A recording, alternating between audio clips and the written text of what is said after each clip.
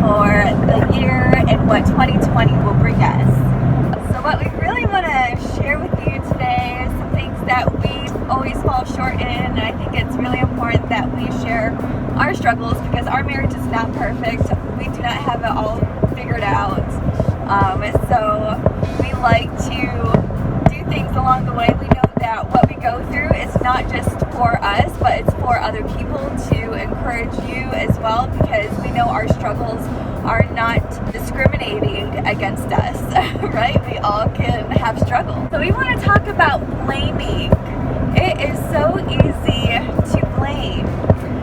Sometimes it can be subconscious where it's so fast that you don't even realize you're doing it. It's just a natural habit, right? A lot of times when we think about blaming, it's in a sense that it's someone else's fault or someone else made me do it, and therefore there's no acknowledgement, there's no responsibility, there's no self-awareness to the power that we have within ourselves to know what it is that we are choosing to do. So when we blame people or your spouse, it is easy to continue to do it without changing something in order to say, oh, what is my responsibility in this? Well, when I think about blaming, it actually goes all the way back to the garden with Adam and Eve. I kind of call it the Adam effect, because when God called out to Adam about them eating of the fruit, he basically blamed Eve. He said, it's the wife that you gave me. And so that's when blaming began. And I think since the fall, it's a part of what we do as well, whether we realize it or not. But we're so grateful because Jesus Christ came to restore the things that were broken. And because we have him living in our hearts, we don't have to blame. Although many times we still do. And I think especially when, obviously in our household, we don't have kids yet. And it's just me, my wife, and our two dogs, which we call our kids. And a lot of times it's so easy to blame your spouse when you're looking for something, when there's an issue, instead of first looking inside. Yeah, because we think that we remember where we put something, and then when it's not there, we get upset, right? We're like, where did they put it? And we can get into that negative cognition, into that negative mindset where we think that who's moving my things, who is putting this somewhere, and we're not necessarily thinking about our whole day as to what played out, because sometimes we're forgetful people, but we don't want to admit that. I mean, since birth, right? Since being 2 years old, you have to remind a child all the time to pick up your coat. Don't forget your backpack. Get the things that you need for school or whatever. There are constant reminders, but yet we don't necessarily see how we as adults are also forgetters. That's why we need to write things down. That's why we have to plan out our day.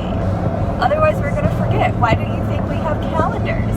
So it's okay to forget, but it's not okay to blame somebody else. And I do it a lot.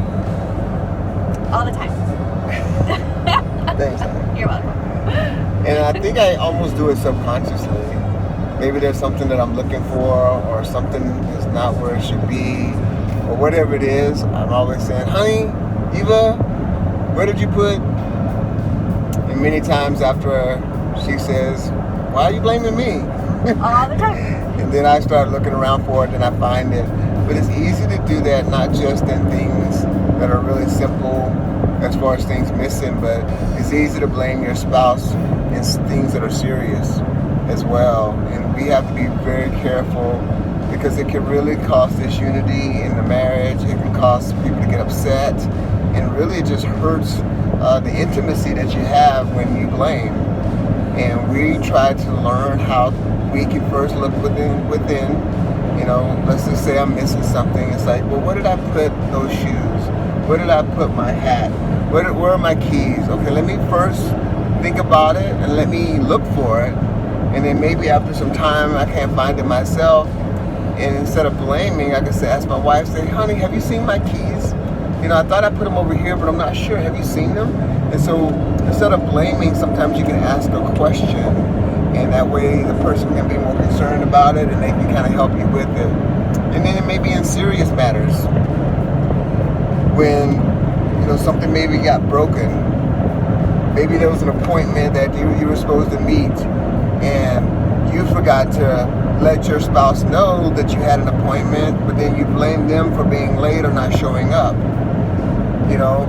Maybe a good example would be, honey, did I tell you that we had a meeting, that we were going to be meeting with someone for ministry at 5 o'clock today? Oh my goodness, you did tell me. I almost forgot. Thank you for reminding me. Or, no, you didn't tell me. Oh my goodness, I'm so sorry. I meant to tell you that. Instead of saying, why were you late? Because a lot of times blaming comes from assuming.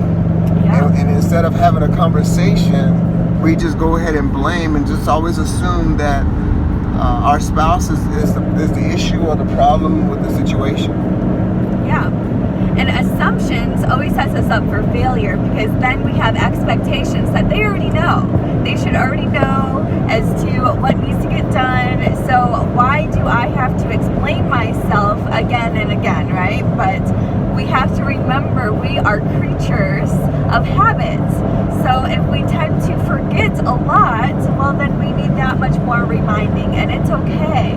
We just need to continue to grow in empathy and compassion for each other, because then we give those allowances for grace when those accusations or expectations or blaming happens, and it brings more unity rather than discord when we're willing to look at the other person as, okay, maybe they have a lot of things going on, okay, maybe they did forget, it's okay. So we have to constantly remind ourselves that it's okay if they forgot, because that doesn't mean that I'm any less important if they did. It just means it's probably not on their minds, and I have to be okay with that. And ultimately, I think it's a breakdown in communication. It's not having effective communication, and when you choose to communicate in an effective way, then there's going to be less blaming, there's going to be less assuming, because you're actually asking pertinent questions to get the information. And I think you have to understand too that as a marriage, that the husband and wife are partners. And I got your back, you got mine. So you have some issues, you need something, then come to me and ask me, and I'll see what I can do to help you. But when we choose to blame, then we're actually pushing our spouse away. We're accusing them of something that, more than likely they're not even responsible for. And even when they are, when we come to them and communicate in the correct way, it causes for someone to say, oh, I'm sorry, they apologize for their errors because it's obvious. But when you start with blaming, even when that person could be in the wrong, they're less likely to want to apologize. They really want to get upset with you and then get defensive and then talk back to you in a way that's, not productive, or that's going to create a closer intimacy. Yeah, because what comes along with blaming is shame and guilt. Now we're embarrassed for what has happened. And for instance, my husband, he has spilled a whole bunch of stuff on our carpet, right? I could have easily blamed him and said, what did you do?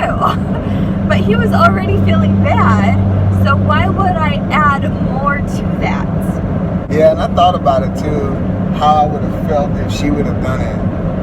And I probably wouldn't have been as empathetic, because I'm thinking, I would have first thought, how could you have done this? So basically, I was making a shake in the morning. I always make a shake for us, a smoothie, and I always put in, what was that? Turmeric.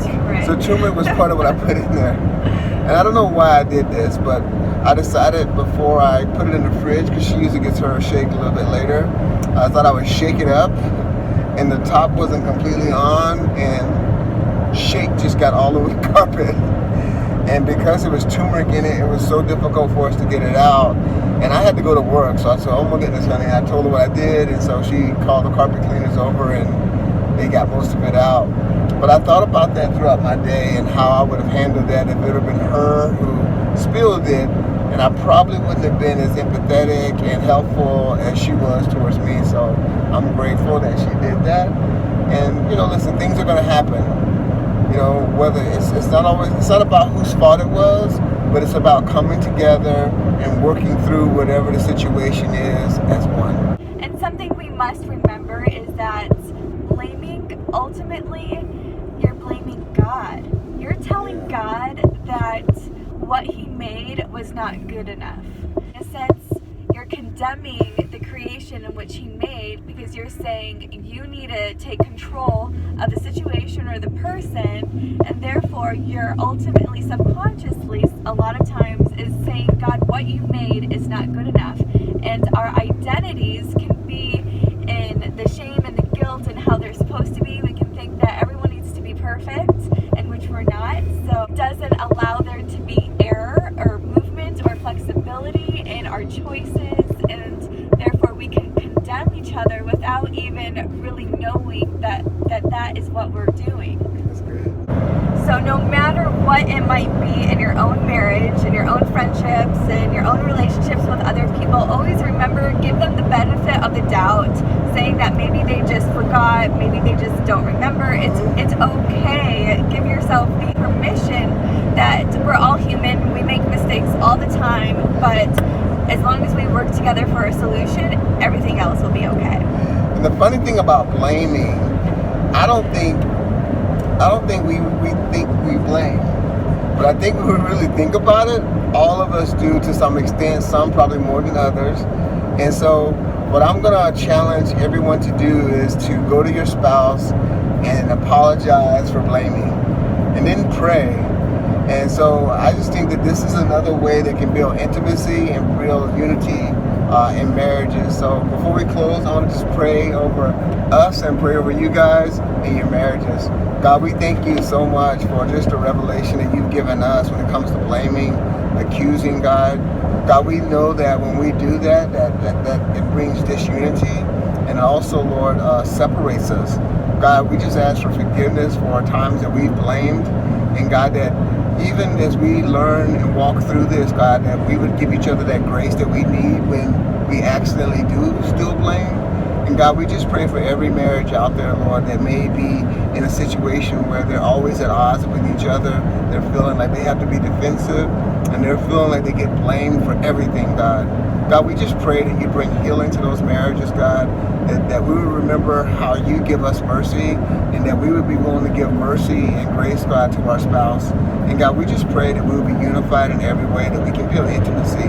And God, help us remember that we're on the same team and that we love each other, God. So whenever we have these situations that go down, that we will be able to show that love, compassion, empathy, and that great teamwork, God, that we're one in every way and that we love each other with an unconditional love. So God, we thank you so much. We just rebuke and bind the spirit of blaming, God. And we replace that with a spirit of love, of kindness, and support, Lord. So we just praise you so much. And we thank you, God, for the gift of marriage. Be glorified, Lord. And we just touch and bless every marriage that's out there. And we ask these things in Jesus' name. Amen. Amen.